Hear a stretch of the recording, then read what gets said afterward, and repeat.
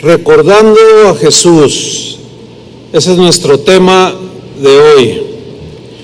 La celebración de la Cena del Señor es uno de los eventos más importantes dentro del cristianismo, a través de su historia.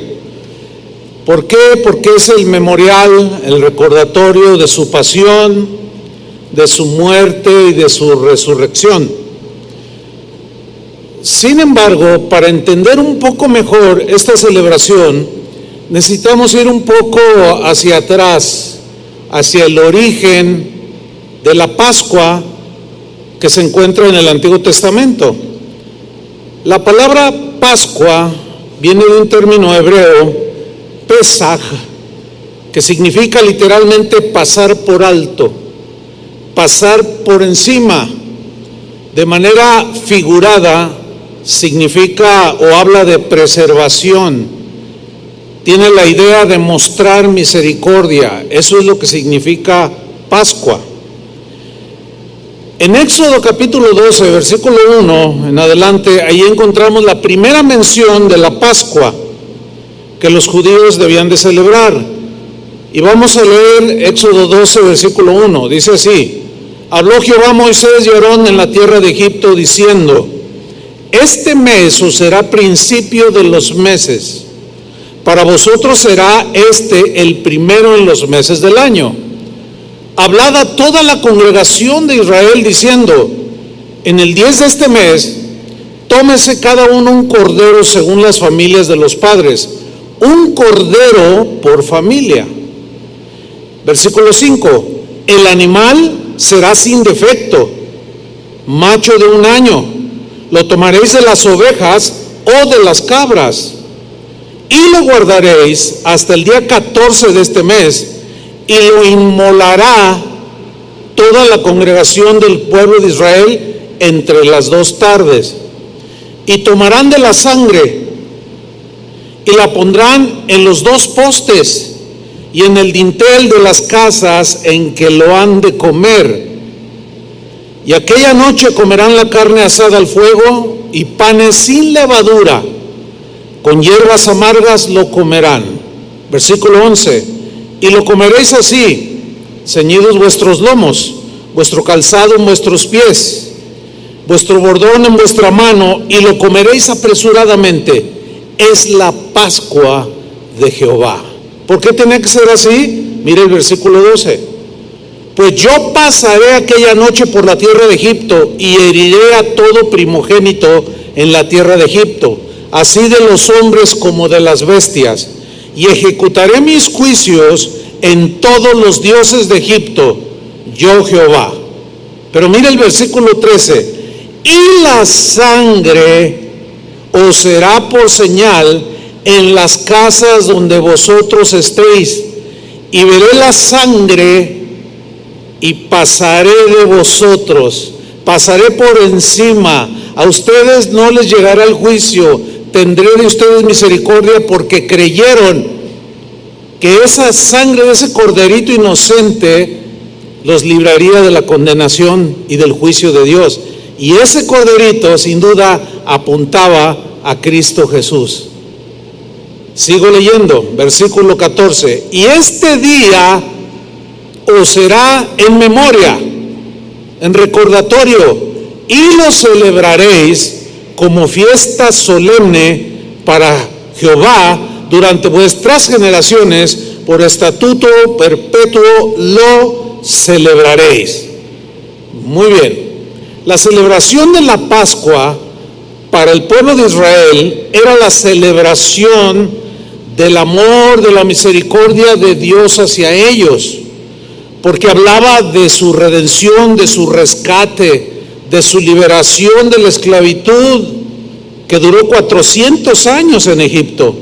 Ellos, los israelitas, debían recordar este hecho histórico mediante el sacrificio y derramamiento de la sangre de un corderito, de un animalito literal, un corderito inocente de 1 año. Ese corderito, no cabe en la menor duda que apuntaba hacia Jesús, el Cordero de Dios.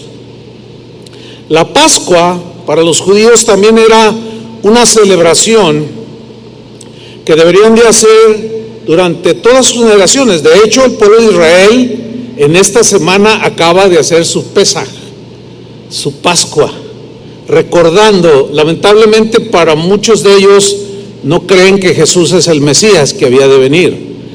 Pero esta celebración que los judíos tenían que hacer también debía de ser un memorial, un recordatorio hacia el pasado, hacia lo que había sucedido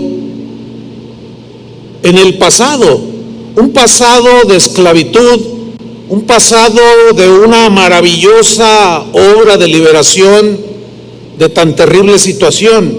Ellos tenían que recordarlo, porque en esa Pascua Dios pasó por alto el juicio contra Israel.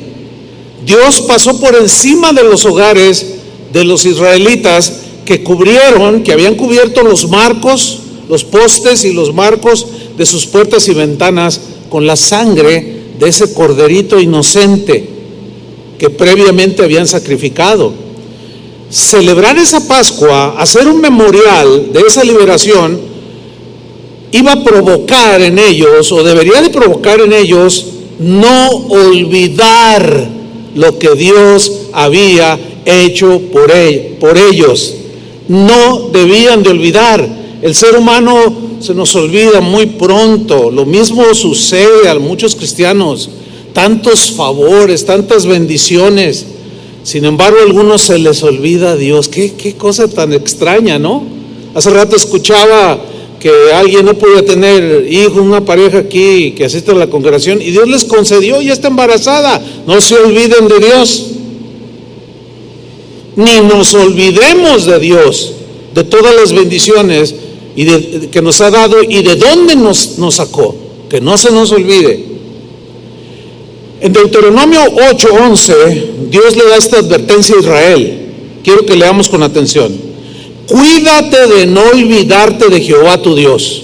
Cuida tu corazón, le dijo a Israel, que no te olvides de Dios, para cumplir sus mandamientos y sus decretos y sus estatutos que yo te ordeno hoy.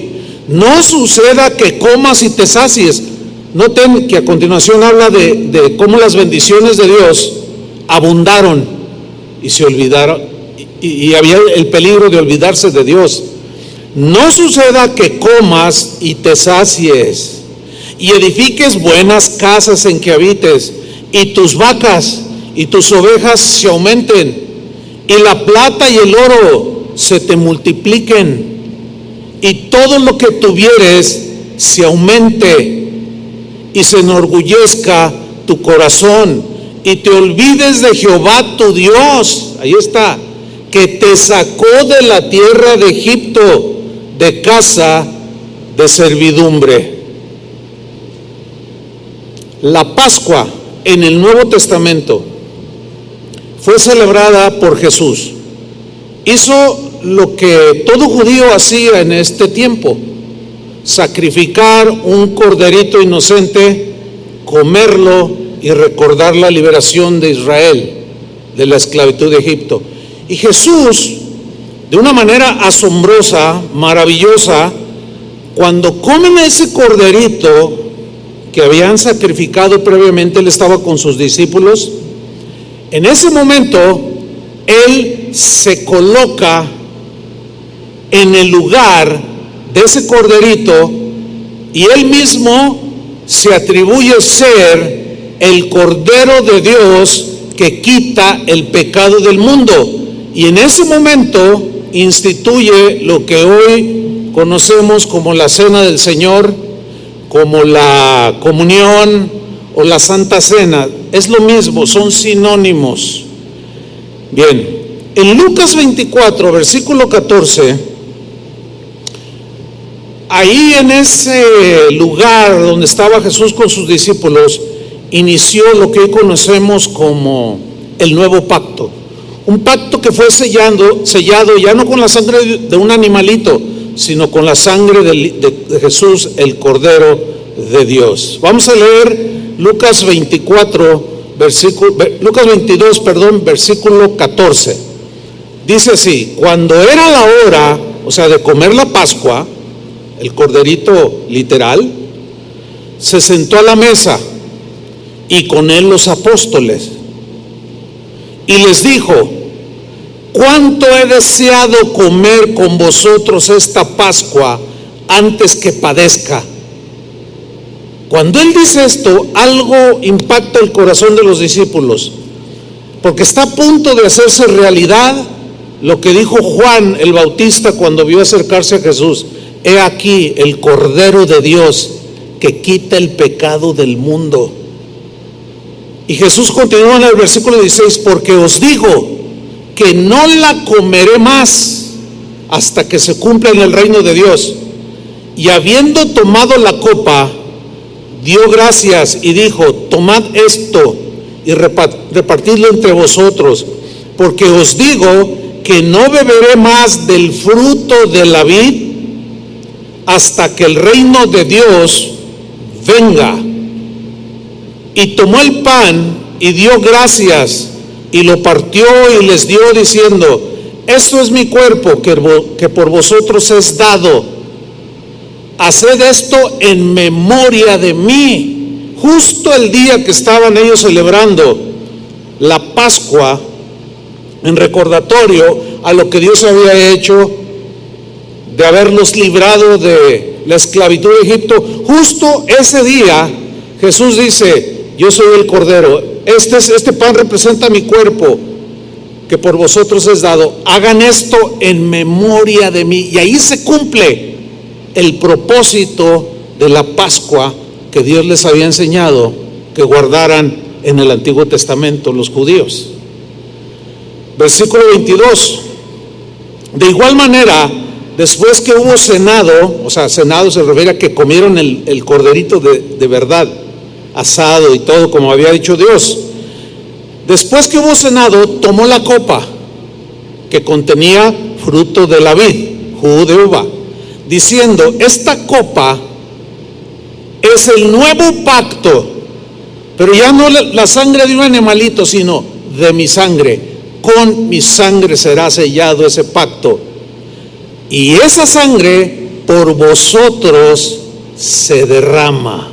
Ellos sabían, como judíos, tenían perfectamente bien entendido que cuando el sacerdote ofrecían animales inocentes y esa sangre la juntaban y luego la rociaban con unas ramas de manera simbólica a la congregación, hablando de perdón de pecados, de cubrimiento de pecados, pero esa sangre de esos animalitos, dice la carta a los Hebreos, no borraba los pecados, pero la sangre de Jesús sí tiene ese poder de borrar todos nuestros pecados. ¿Qué significa esto?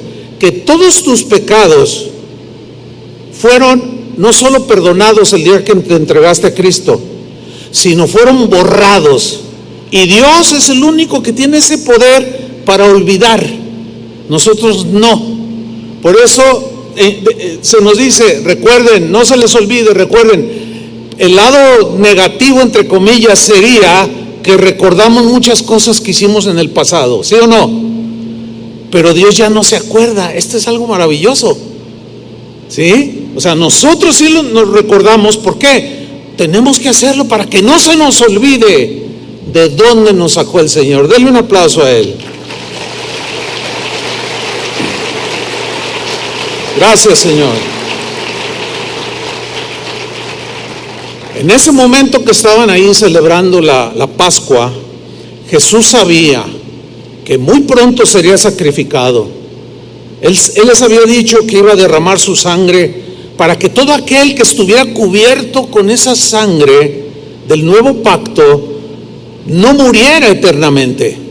Que así como el juicio pasó en las familias de Israel en Egipto y Dios pasó su juicio por alto, no los tocó, de igual manera todo aquel que tiene sobre sí la sangre de Cristo, limpiándole, purificándole, lavando y limpiando y borrando nuestros pecados, el juicio ya no es para los que creemos en Cristo.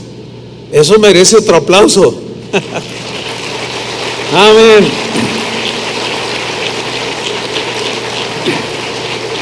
Jesús enfatizó la importancia que tenía su sangre. Lo único que mencionó de él fue su cuerpo y su sangre. El apóstol Pedro, en su primera carta, en el capítulo 1, versículo 18, dijo algo muy importante respecto a la sangre de Cristo y cómo fuimos rescatados.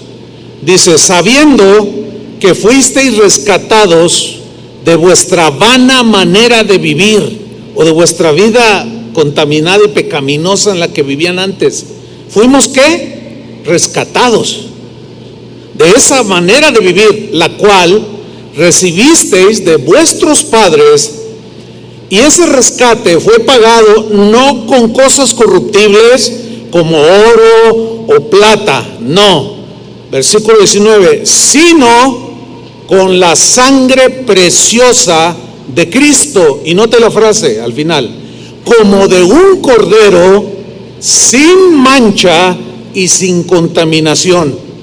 ¿De qué le habla esto? ¿Qué le recuerda? Al corderito de la Pascua de Éxodo 12, que debería de ser sin defecto, limpio, inocente, de 1 año.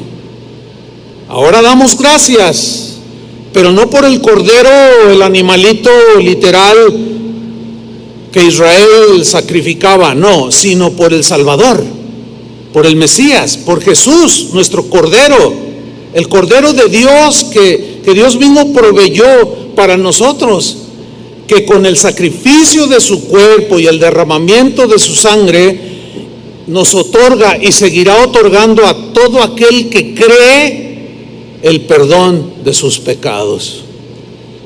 La Pascua que Jesús celebró en ese momento se convirtió en la primera cena conmemorativa. Justo allí, esta cena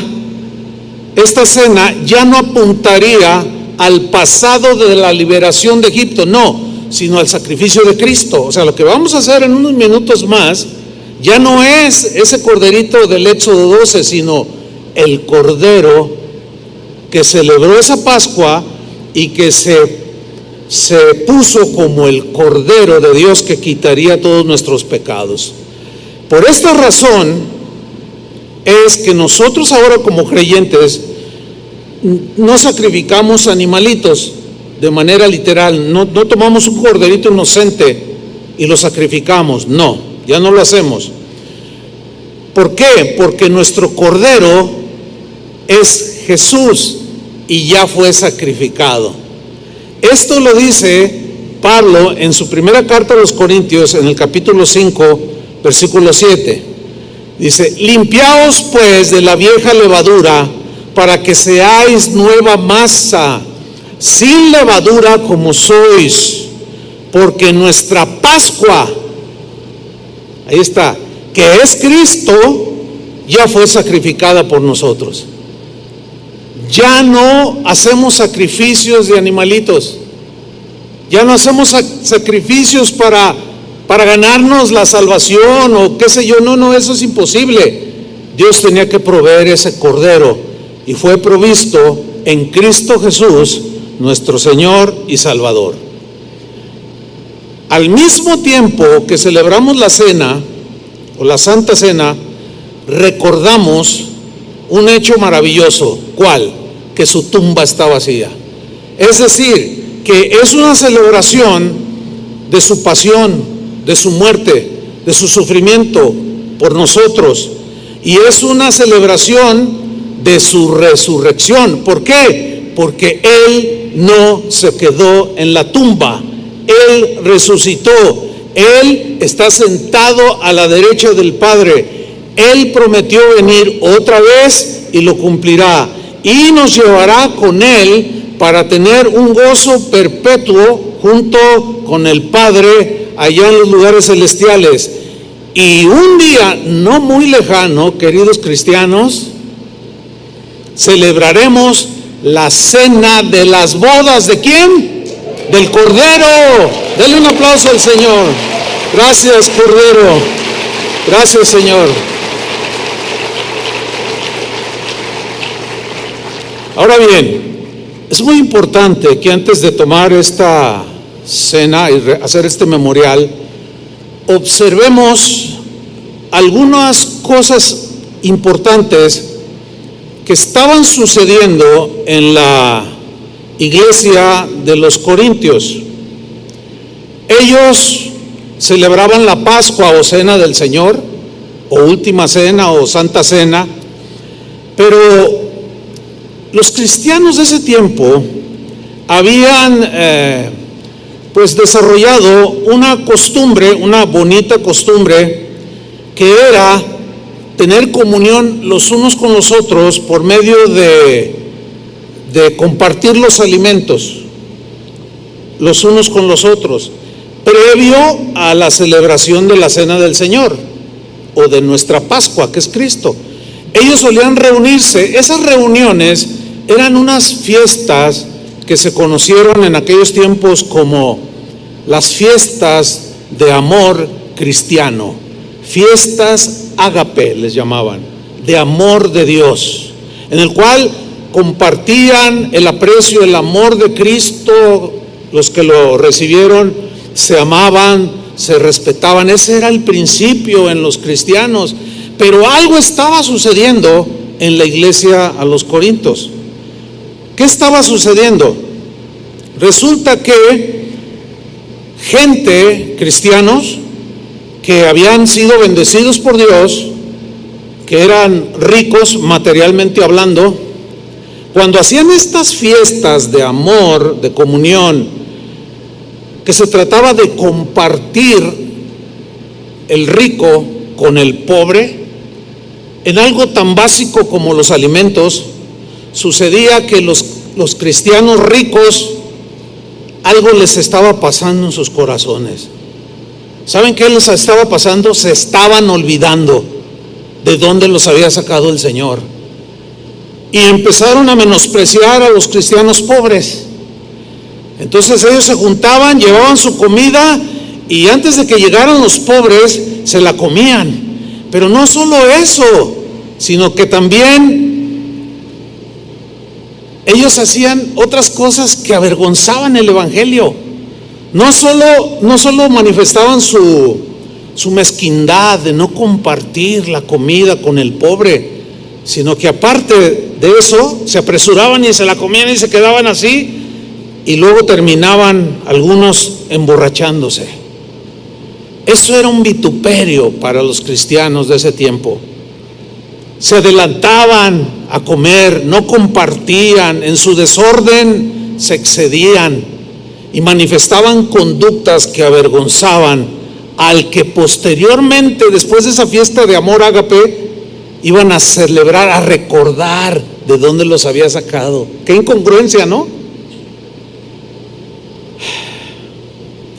Estaban desvirtuando la comunión cristiana.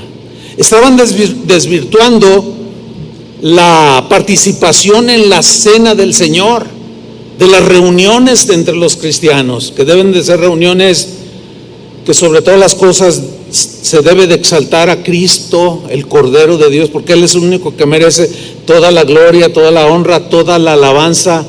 Y estaban desvirtuando sus reuniones. Algo que he observado en los últimos años es algo que a mí en lo personal, como pastor, me avergüenza mucho. Les cuento sobre lo que estoy mencionando. Toda celebración que hacemos los cristianos debe de glorificar a Dios. ¿Están de acuerdo con eso? No debemos de desvirtuarlas. Cuando nos reunimos, que haya envidia, celos, pleitos, cosas sucias, impías. Y una de las cosas que se ha ido pues desvirtuando, entre muchas otras, son las bodas cristianas. Mire, yo recuerdo de que empezamos Casa de Oración a unos 25 años de haber iniciado. Tuvimos la primera boda, el primer año que iniciamos, se casó el hermano de Chuy García, Pepe García. Se casaron y fue una boda tan bonita, hermanos. Es de las bodas que yo recuerdo. Posteriormente se dieron otras bodas llenas de la presencia de Dios. Había un gozo genuino, la comunión era preciosa, había un compartir, porque compartíamos los alimentos. Los padres por costumbre compran la comida de los novios o de los esposos y la comparten con los invitados. Y yo recuerdo haber celebrado bodas tan hermosas, con mucha alegría. Había cantos, había alabanza, danzábamos, un gozo sano que celebraba a Cristo al darle el visto bueno a esas bodas. Pero escúchenme, hermanos, de unos 15 años para acá se ha desvirtuado todo esto. ¿Por qué? Porque algunos comienzan a olvidarse de Jesús, de dónde lo sacó. No hace muchos años alguien me dijo: pastor, habíamos celebrado una boda, y me dice: oiga, pastor, quiero comentarle algo, no esa manera así con mala onda, dice, pero quiero comentarle algo. Cuando usted ya se retiró de la boda, dice, ya estaban atrás de una cabaña que tenían ahí donde rentaron, ya estaba una banda, un mariachi y un grupo norteño. En cuanto usted se fue, pastor, mire, se lo digo, yo lloré, dice, porque vi a los cristianos pervirtiendo una celebración de una boda bendecida por Dios, bailando, emborrachándose, cantando música del mundo. A mí me dio mucha vergüenza. Desgraciadamente no ha sido la única. Qué pena por esos que se han olvidado de Dios. Se han olvidado de dónde los sacó Jesús y han vuelto a meter otra vez de donde los sacó el Señor. Eso es injusto, hermanos. Es una ofensa a Dios. Y deben de arrepentirse de haber hecho semejantes cosas. Y los que se van a casar, ténganlo muy en cuenta. Es una cosa muy seria. No se puede desvirtuar, hermanos, las reuniones cristianas.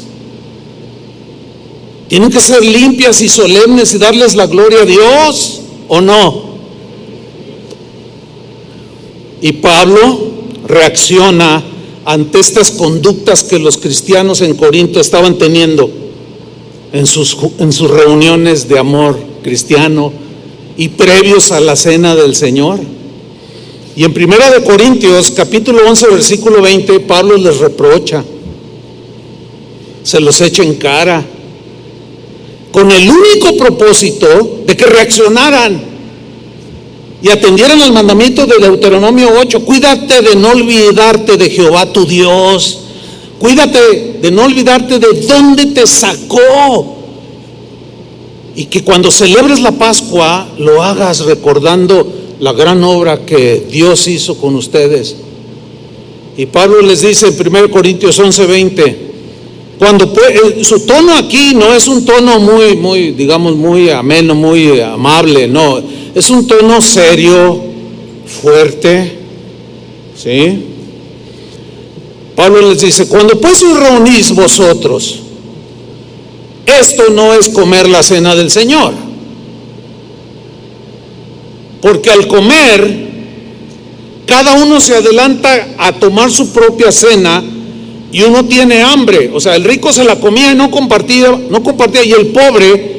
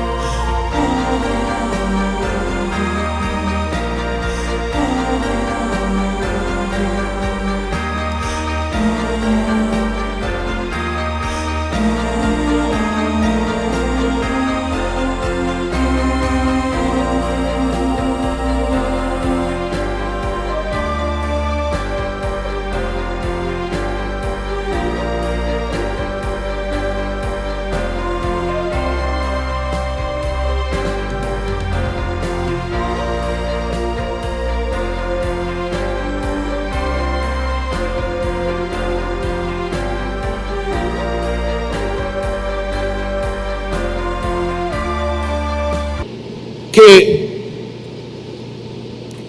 tenía hambre y sin duda pensaba, pero va a haber una fiesta de amor cristiano y voy a comer lo que no voy a comer lo que no he comido en 3 días. Y llegaban ahí y ya se habían acabado todo.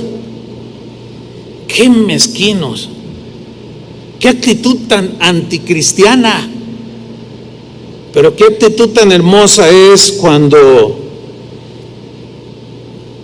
algunos de ustedes traen un poco de despensa, quizás quitándose un poco de la comida que le pertenece a ustedes y a sus hijos, para traerla, para compartir con los pobres, con los que perdieron su trabajo. Y la mayoría de ustedes no han visto lo que nosotros nos ha tocado ver cuando se entregan algunas despensas, lágrimas rodar, hermano. Y quizás porque tú estás en bendición, en abundancia, nada más cuídate de no olvidarte del Señor. A lo mejor no lo comprendes en su dimensión, pero para el pobre es una gran cosa. Y lo que algunos hacen es algo digno de alabanza de parte de Dios, cosa que no estaban haciendo los corintios. Y Pablo le reprocha, dice, y uno tiene hambre, y lo peor, dice, y otro se embriaga. ¡Wow!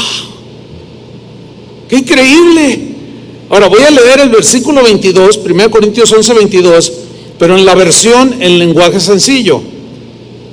Es el mismo discurso, pero la traducción es en lenguaje sencillo. Dice así: más bien, eso es una falta de respeto a la iglesia de Dios, lo que estaban haciendo los corintios, lo ya narrado. Y es poner en vergüenza a los pobres. Es humillar a los pobres. Si lo que quieren es comer y emborracharse, mejor quédense en sus casas. ¿A qué vienen acá? Lo que ustedes están haciendo, corintios, no es digno de alabanza. Es para causar una vergüenza. Y luego les hace una pregunta retórica, cuya respuesta siempre es afirmativa. ¿O esperan acaso que los felicite? O sea, yo implícita, mejor dicho, la respuesta. Pues no hay de qué felicitarlos. ¿Cómo los voy a felicitar si lo que están ustedes demostrando son conductas totalmente anticristianas? ¿Qué comunión tiene la luz con las tinieblas? Ninguna. Pablo estaba molesto, se sentía apenado, dolido en su corazón. En algún aspecto yo puedo decir que he sentido ese dolor en mi corazón cuando me doy cuenta de cosas que suceden en nuestras reuniones de amor cristiano. Pero Pablo continúa en el capítulo 11, volvamos ahí, capítulo 11, versículo 23. Pablo sigue su discurso después de hablarles fuerte.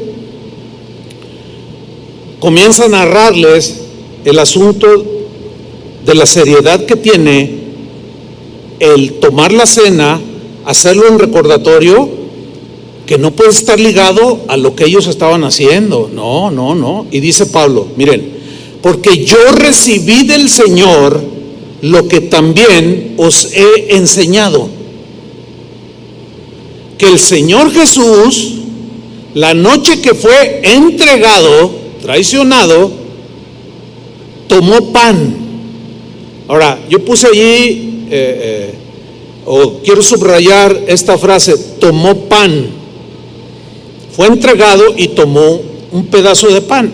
¿Se acuerdan que en Éxodo leímos que debían ellos de comer pan sin levadura? La levadura en la Biblia siempre es símbolo de pecado. La levadura es lo que se le pone a la masa para que al meterla al horno esponje el pan. Es decir, que un poquito de levadura invade toda la masa y toda se inflama. Y de ahí se tomó como una metáfora para simbolizar la levadura como el pecado. Es decir, un pequeño pecado, escuchen bien, cristianos, un pequeño pecado guardado en el corazón, no confesado, te va a contaminar todo. ¿Entienden? Te va a corromper poco a poco hasta llegar a separarte del Señor. Entonces es delicado y es significativo que Jesús tomó pan. Ese pan que Jesús había tomado no tenía levadura.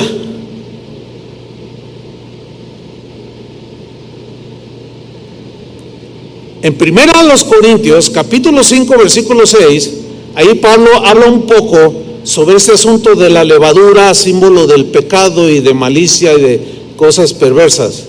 Vamos a leer 1 Corintios 5, 6. Fíjate lo que les dice. Ahora, la carta es todo un discurso, ¿sí? Escrito. Y aquí estamos en el capítulo 5. Llegamos al 11, que es del que estoy hablando. Pero en el capítulo 5, versículo 6, miren lo que les dice Pablo. No es buena vuestra jactancia. El orgullo, la jactancia, la soberbia, nunca ha sido buena. Y luego les dice, ¿no sabéis que un poco de levadura, en este caso de jactancia, de soberbia, de orgullo, leuda toda la masa? ¿Contamina toda la masa? Un pecado no confesado es un pecado no perdonado.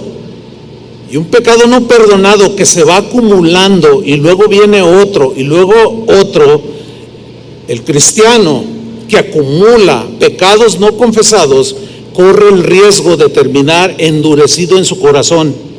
Y la carta a los Hebreos dice: mirad que no haya en vosotros corazón malo de incredulidad para apartarse del Dios vivo. Se les va olvidando de dónde Dios los sacó, se les va olvidando y terminan otra vez de donde el Señor los había sacado. Qué trágica condición la de alguien que le sucede esto. Que Dios nos guarde. ¿Cuántos dicen amén? Que Dios nos libre y nunca nos olvidemos de lo que Jesús hizo por nosotros, y que nuestra vida y nuestra conducta sea acorde a la de un cristiano, lo más que podamos, hermanos. Entonces sigue diciendo: no es buena vuestra jactancia. ¿No sabéis que un poco de levadura leuda toda la masa? Dice en el 7: limpiaos pues de la vieja levadura. La vieja levadura es toda esa vana manera de vivir de la cual el Señor nos rescató, para que seáis, ¿qué? Nueva masa, sin levadura, como sois.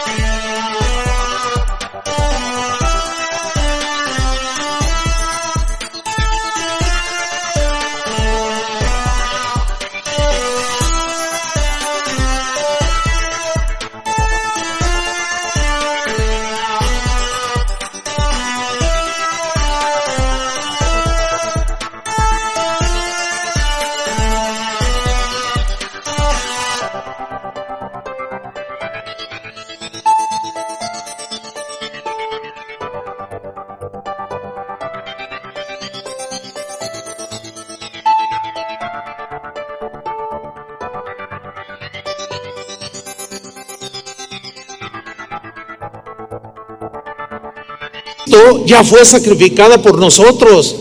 Y mira el versículo 8: así que celebremos la fiesta.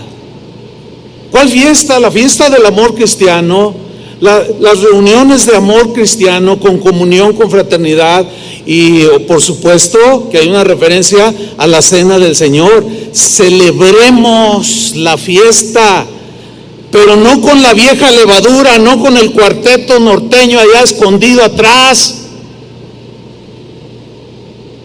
para luego darle rienda suelta a la carne. No, dice, no con la vieja levadura, ni con la levadura de malicia y de maldad, de corrupción, no, sino con panes sin levadura, de sinceridad y de verdad.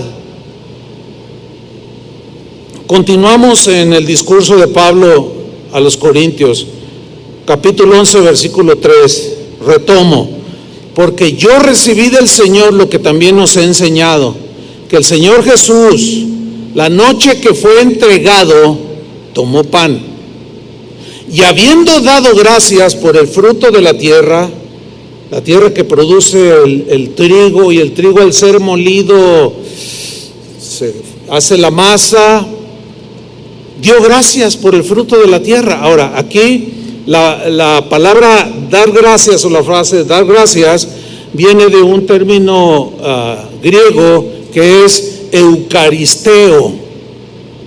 Eucaristeo, de allí se deriva la palabra Eucaristía, que es muy familiar para todos nosotros aquí en Latinoamérica, ¿sí? Y Eucaristía significa simple y sencillamente dar gracias. Dar gracias, ¿por qué? Aquí en este caso, por el pan que representaba el cuerpo de Jesús. Dice, y habiendo dado gracias por ese pan que tenía en su mano, lo partió. La acción es fácil deducirla, ¿no? Tomó el pan y lo partió. Cuando él estaba haciendo eso de partir el pan, les dijo: tomad, comed, esto que acabo de partir y repartir entre ustedes, esto es mi cuerpo que por vosotros es partido. Haced esto en memoria de mí. Cuando Jesús parte el pan y lo reparte a los discípulos, está hablando metafóricamente de su pasión, de su sufrimiento, de la flagelación que él sufrió, de cómo lo clavaron en sus manos y en sus pies, de cómo le pusieron una corona de espinas, cómo lo azotaron, lo escupieron. Todo eso lo recibió en su cuerpo. Entonces, cuando Jesús dice, parte el pan, dice: tomen, comen, esto es mi cuerpo.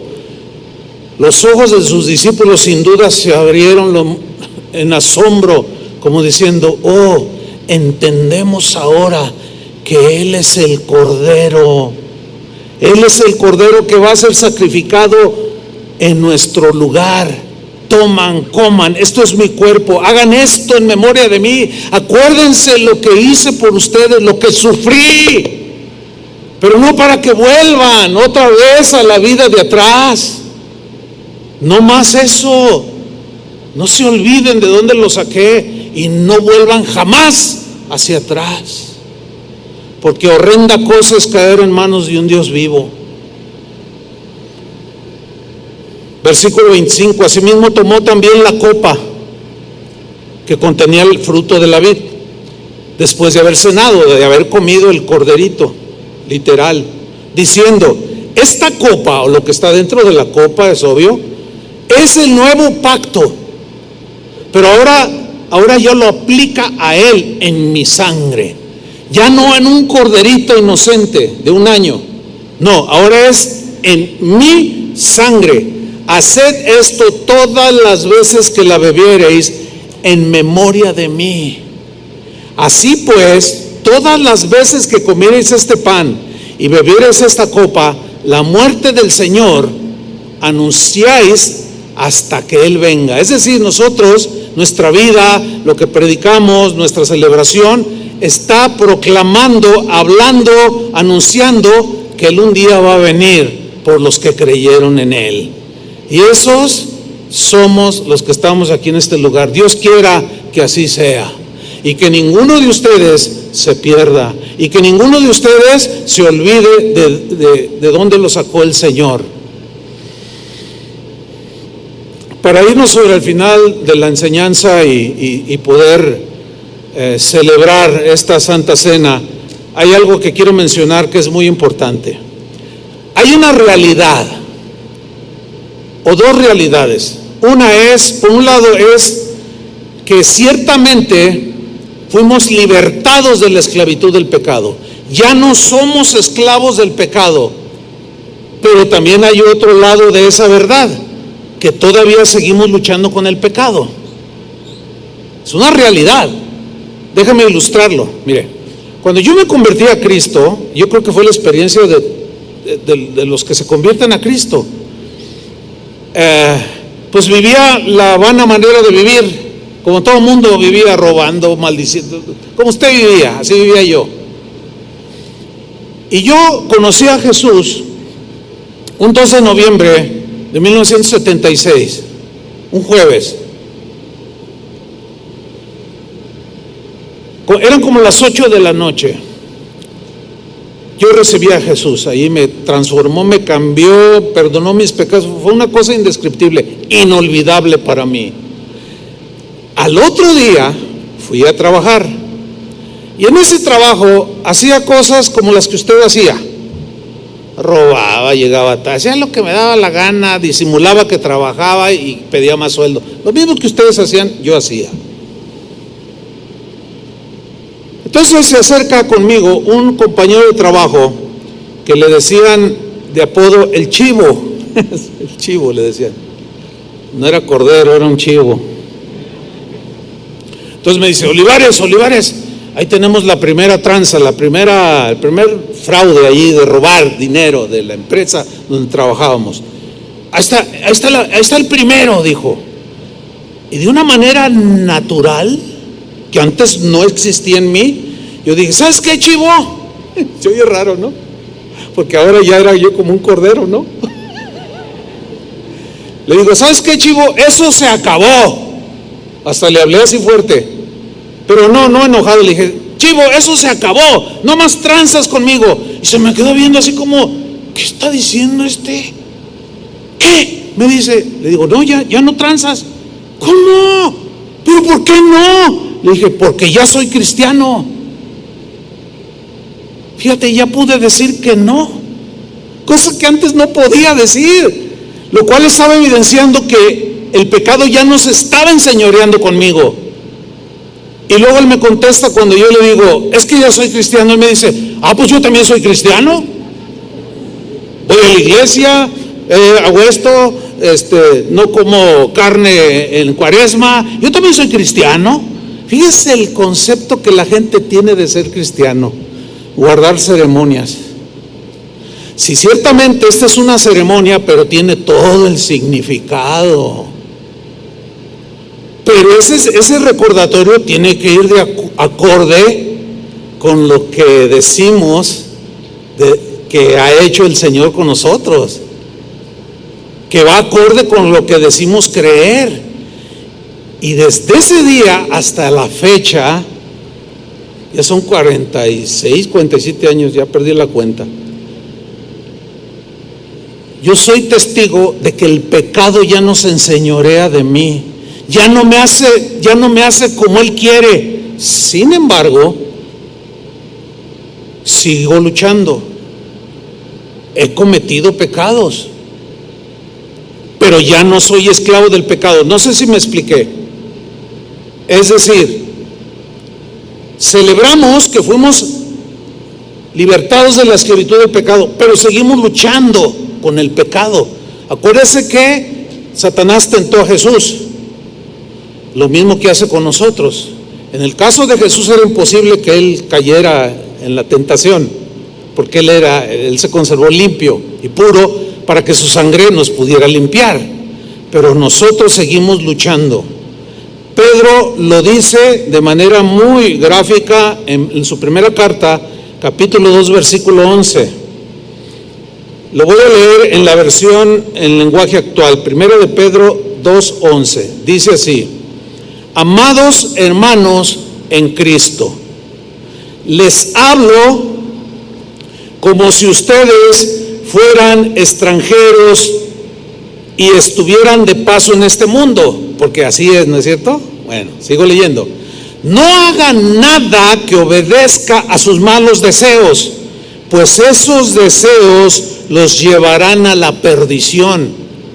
En la Reina Valera lo traduce de esta manera, 1 Pedro 2:11, amados, yo os ruego como extranjeros y peregrinos que os abstengáis. Ya puedes decir que no al pecado, porque ya no se enseñorea de ti, sin embargo sigues luchando con él. ¿A poco no siguen luchando con el orgullo, con la avaricia? Seguimos luchando con cosas que no van, ¿sí o no? Por eso dice, absténganse de los deseos carnales que batallan contra el alma. ¿Por qué? Porque el pecado, si bien ya no somos esclavos, sigue causando mucho dolor. Sigue destruyendo familias, sigue provocando amarguras. Pero el Señor, sabiendo nuestra debilidad, Juan escribió, si confesamos nuestros pecados, Él es fiel y justo para perdonarnos y limpiarnos de toda maldad. Y aquí termino con algo muy importante. En el versículo 27, 1 Corintios 11:27, Pablo dice algo muy importante que es bueno de considerar. Dijo lo siguiente: de manera que cualquiera, siguen el discurso de la cena, ¿no? De manera que cualquiera que comiere este pan y bebiere esta copa del Señor indignamente, será culpado del cuerpo y de la sangre del Señor. Bueno, ¿qué es comer la cena del Señor indignamente? Se los ilustro con el mismo ejemplo que Pablo está hablando aquí a los corintios. Comer la cena del Señor indignamente es hacerla como los corintios lo hacían. Es decir, tenían actitudes, conductas, acciones que avergonzaban a Cristo. Se habían olvidado de dónde los había sacado. Y tenían sus reuniones cristianas donde comían y compartían. Posteriormente tomarían y celebrarían, recordarían la muerte de Jesús. Y al estarlo haciendo, ellos razonaban, no pasa nada, que al cabo Dios es amor. Y Pablo dice, no, eso es comerlo de manera deliberada y consentir en su manera de ser, en su manera de pensar y de conducirse. Se siguen peleando, se siguen golpeando unos a otros, se siguen aborreciendo, odiando unos a los otros. No pueden venir entonces a celebrar la cena del Señor, porque entonces ¿de qué lo sacó? Si siguen haciendo lo mismo. Y enseguida Pablo enseña algo muy tremendo. Dice el versículo 28, por tanto, pruébese cada uno a sí mismo. ¿Qué significa probarse cada uno a sí mismo? Es hacer un examen de conciencia, es reflexionar y pensar y analizar si nuestras conductas, si nuestras acciones, si nuestras obras, si lo que estamos haciendo y viviendo está avergonzando o glorificando al Señor. Si nos estamos comportando como cristianos.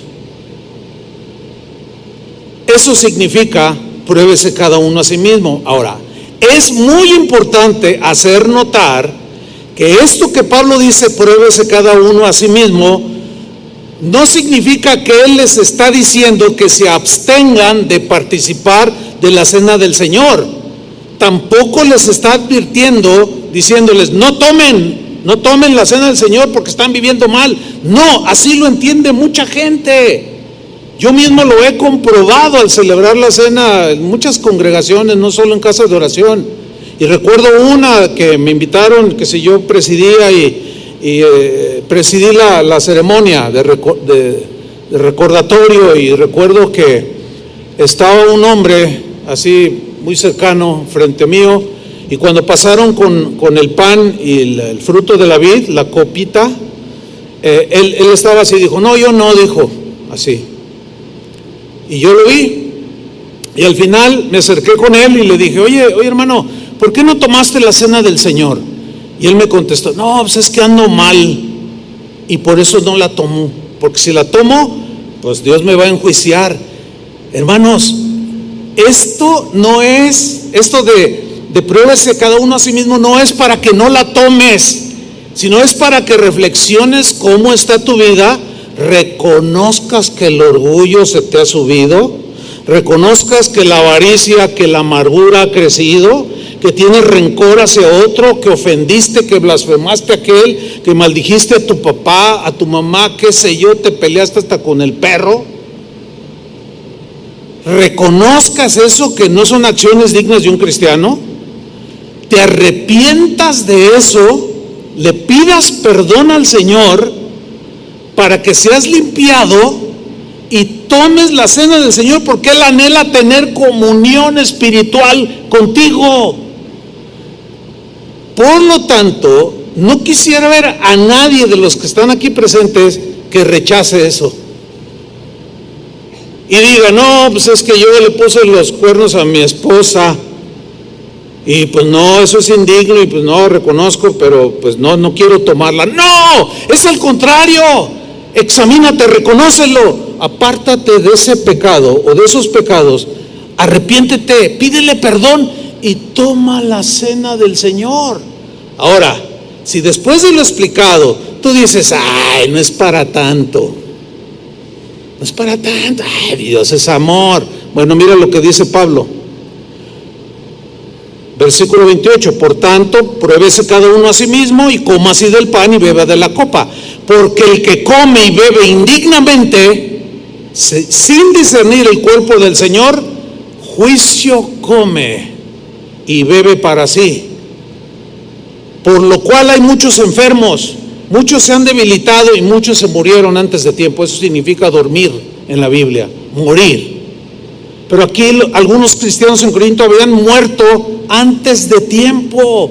Otros se habían enfermado como una disciplina de parte del Señor por tomar de manera deliberada, sabiendo que estaban teniendo conductas pecaminosas, pero minimizaron la seriedad del recordatorio de dónde los había sacado el Señor y seguían cometiendo las mismas cosas de donde los sacó. Eso es lo indigno.